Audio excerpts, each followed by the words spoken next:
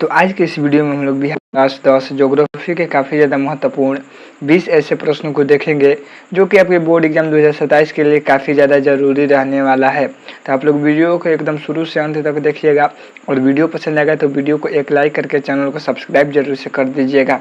चलिए देखते हैं यहाँ पर पहला नंबर प्रश्न में क्या पूछा गया है। तो देखिए यहाँ पर पहला नंबर प्रश्न है कि भूमिगत जल स्तर की गिरावट को रोकने के लिए कौन सी योजना चलाई गई है। यानी भूमिगत जल का मतलब होता है कि जो जमीन के अंदर जल उपस्थित है जिसको हम लोग पीने में उपयोग करते हैं, उसकी गिरावट को, उसके कमी को रोकने के लिए कौन सी योजना चलाई गई। तो वर्षा जल संग्रहण योजना चलाई गई। इसमें क्या होता है, तो इसमें जो है ना बारिश के पानी को रोककर संग्रहित किया जाता है, एक जगह इकट्ठा किया जाता है, जैसे तालाब बनाकर या फिर जलाशय आदि बना करके। दूसरा है वाटर शेड मैनेजमेंट। यह क्या होता है, तो यह जो है पहाड़ों और ढलानों वाली जो जगहें होती है उन पर जो है ना मेढ़ बना दिया जाता है और उससे जो है पानी को रोका जाता है। तो दूसरी योजना यह है। तीसरी योजना है ड्रिप सिंचाई। ड्रिप सिंचाई क्या होता है, तो यह एक सिंचाई का माध्यम है और इसमें जो है ना पानी जो है फसलों के चारों तरफ फुहारा के रूप में गिरता है। तो ये भी योजना बनाई गई। तो ऑप्शन नंबर इसका क्या हो जाएगा, ऑप्शन नंबर इसका डी बिल्कुल सही उत्तर हो जाएगा। अगर आप लोगों को दिखाऊं तो ड्रिप तंत्र जो है ना कुछ इस प्रकार का दिखाई देता है। तो यहाँ पर देख सकते हैं ये जो है ड्रिप तंत्र है और इसी के माध्यम से जो है ना पौधों को सिंचाई किया जाता है और इसमें जो है पानी का बहुत कम उपयोग होता है। और दूसरा अगर दिखाओ तो दूसरा जो है ये भी है ड्रिप तंत्र, तो ये भी आप लोगों को देख सकते हैं। तो देखिए यहाँ पर 2 नंबर प्रश्न है कि निम्न में से कौन दक्षिण बिहार की नदी है। आप लोगों को बताना है कि इनमें से दक्षिण बिहार की नदी कौन है। तो सोन नदी जो है ना दक्षिण बिहार की नदी है, यानी ऑप्शन नंबर इसका बी बिल्कुल सही उत्तर हो जाएगा। उसके अलावा आप लोगों को याद रखना है कि जो गंडक नदी है, जो कोसी नदी है और जो कमला नदी है, यह उत्तर बिहार की नदियां है। तो पूछा जाएगा कि बताइए इनमें से कौन उत्तर बिहार की नदी है। तो तीनों के तीनों जो है ना उत्तर बिहार की नदी है। कहाँ से निकलती है, तो ये तीनों के तीनों जो है हिमालय से निकलती है। और जबकि आप लोगों को याद रखना है कि सोन नदी कहाँ से निकलती है, तो यह अमरकंटक की पहाड़ियों से निकलती है और अमरकंटक की पहाड़ी कहाँ है, तो मध्य प्रदेश में स्थित है। तो ये भी आप लोगों को ध्यान रखना है। और दक्षिण में पटना के पास आकर के गंगा नदी में मिल जाती है सोन नदी। तो ये सभी आप लोगों को प्रश्न को याद रखना है। अगला प्रश्न देख लेते हैं। यहाँ पर 3 नंबर प्रश्न में पूछा गया है कि दक्षिण भारत की सबसे बड़ी नदी घाटी परियोजना कौन सी है। तो आप लोगों को बताना है कि इनमें से कौन सी नदी घाटी परियोजना जो है दक्षिण भारत की सबसे बड़ी परियोजना है। तो तुंगभद्रा जो है दक्षिण भारत की सबसे बड़ी नदी घाटी परियोजना है, यानी ऑप्शन ए बिल्कुल सही उत्तर हो जाएगा। और पूछा जाएगा कि बताइए तुंगभद्रा परियोजना किस नदी पर है। तो तुंगभद्रा नदी पर स्थित है तुंगभद्रा परियोजना। और तुंगभद्रा किसकी सहायक नदी है, तो यह जो है ना कृष्ण की सहायक नदी है।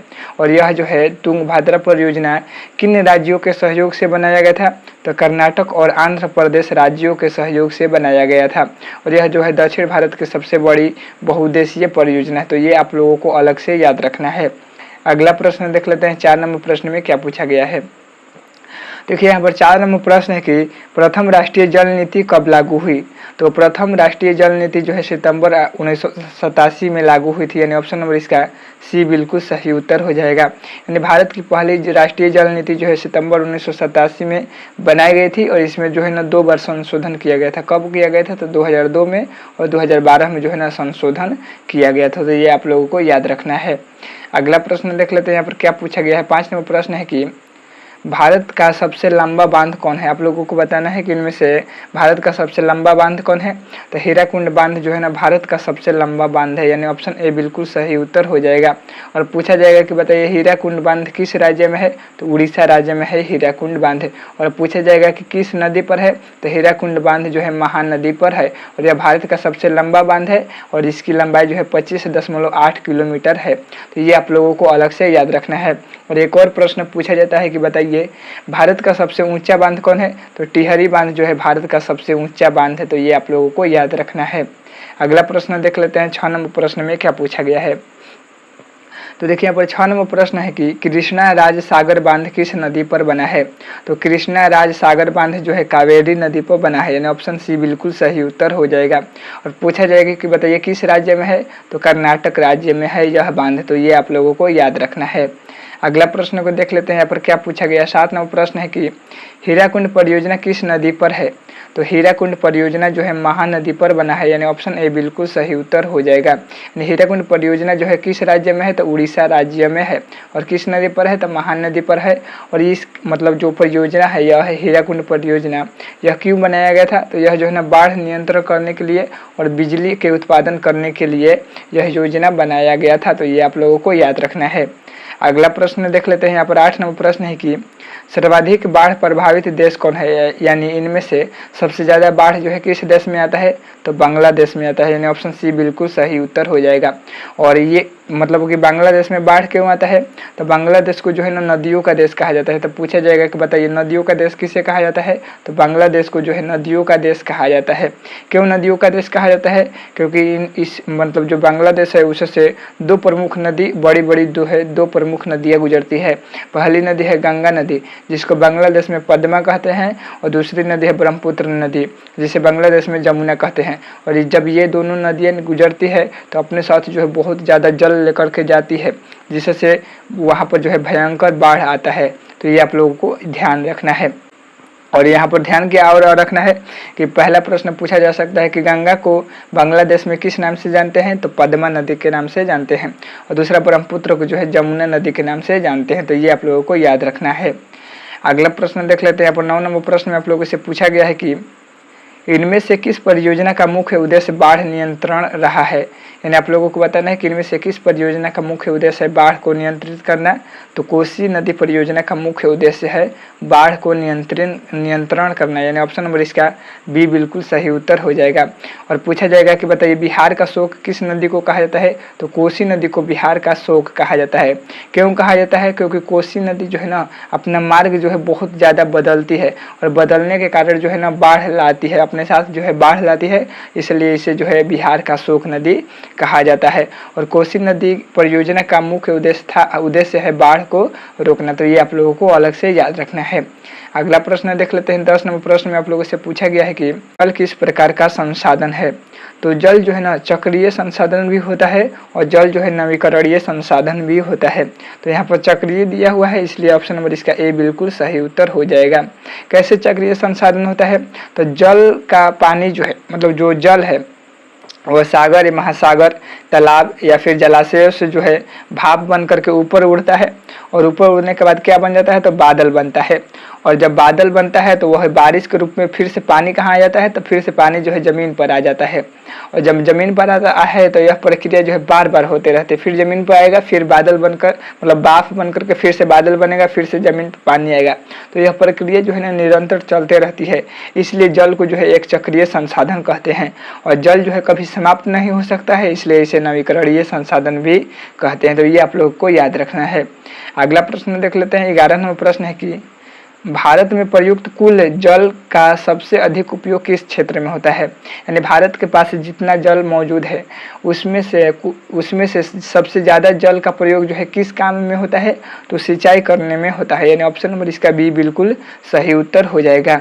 अगला प्रश्न को देख लेते हैं। यहाँ पर क्या पूछा गया, यहाँ पर 12 नंबर प्रश्न में आप लोगों से पूछा गया है कि पृथ्वी का कितना प्रतिशत भाग जल से आच्छादित है, यानी पृथ्वी का कितना प्रतिशत भाग है जिस पर जल है, तो 71% भाग पर जो है ना जल मौजूद है, यानी ऑप्शन बी बिल्कुल सही उत्तर हो जाएगा। यानी पृथ्वी के सतह पर लगभग 71% भाग क्या है, तो 71% भाग पर जल है, और केवल 29% भाग पर स्थल या फिर भूमि है। तो ये आप लोगों को याद रखना है, क्योंकि पूछा जाएगा कि बताइए पृथ्वी के कितने प्रतिशत भाग पर जो है स्थल है, तो 29% भाग पर स्थल है। तो ये आप लोगों को याद रखना है।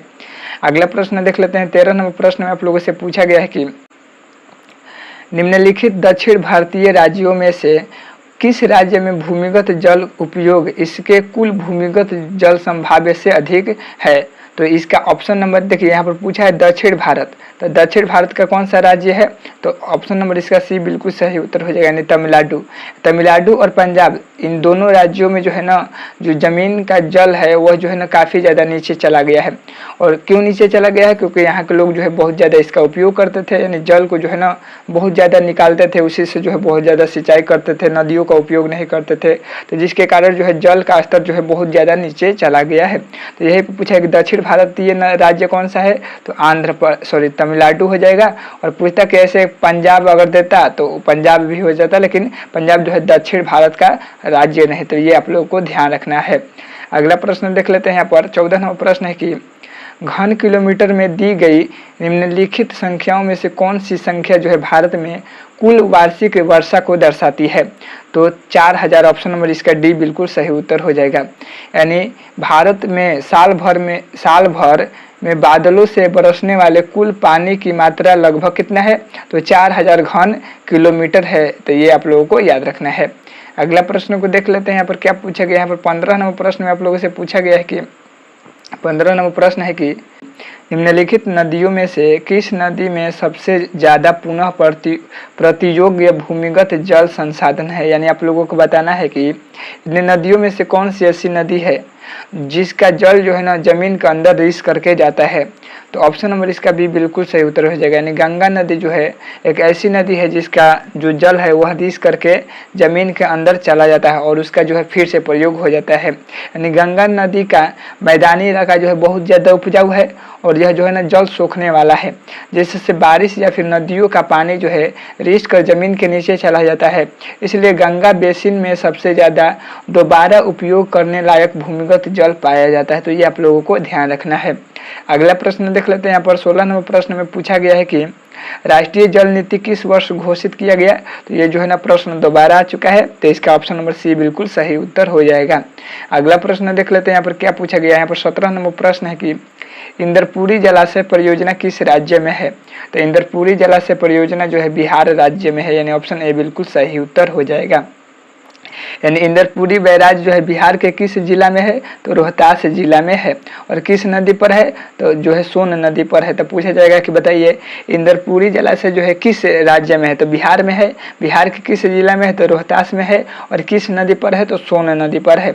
और यह जो है भारत के सबसे लंबे बैराजों में से एक है और इसका प्रयोग किसमें किया जाता है? तो सिंचाई करने के लिए इस जलाशय का जो है प्रयोग किया जाता है। तो ये आप लोगों को अलग से ध्यान रखना है। अगला प्रश्न देख लेते हैं। 18 नंबर प्रश्न है कि भारत में सर्वाधिक क्षेत्र पर किस मिट्टी का विस्तार है? तो भारत में सबसे ज्यादा क्षेत्र पर जो है किस मिट्टी का विस्तार है? तो जलोढ़ मिट्टी का सबसे ज्यादा विस्तार है। यानी ऑप्शन ए बिल्कुल सही उत्तर हो जाएगा।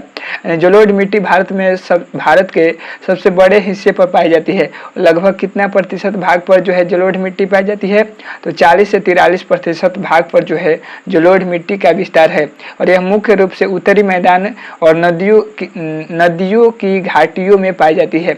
तो पूछा जाएगा कि बताइए जलोढ़ मृदा जो है भारत के किस क्षेत्र में पाई जाती है? तो उत्तरी क्षेत्र में पाई जाती है। तो ये आप लोगों को ध्यान रखना है। और यह जो है सबसे उपजाऊ मृदा है। और जलोढ़ मृदा कितना प्रकार का होता है? तो जलोढ़ मृदा जो है 2 प्रकार का होता है। पहला होता है बांगर और दूसरा होता है खादर। तो ये भी आप लोगों को ध्यान रखना है। अगला प्रश्न देख लेते हैं। 19 नंबर प्रश्न है कि इनमें से किस राज्य में काली मिट्टी पाई जाती है? तो इनमें से किस राज्य में जो है काली मृदा पाई जाती है? तो गुजरात में पाई जाती है काली मृदा। यानी ऑप्शन बी बिल्कुल सही उत्तर हो जाएगा। यानी काली मिट्टी मुख्य रूप से दक्कन के पठार वाले क्षेत्र में पाई जाती है। जो अच्छा दक्कन के पठार वाले क्षेत्र में कौन कौन से राज्य आते हैं? तो गुजरात, महाराष्ट्र और मध्य प्रदेश ये सभी जो है ना आते हैं। तो इन सभी राज्यों में भी काली मिट्टी पाई जाती है। तो ये आप लोगों को याद रखना है।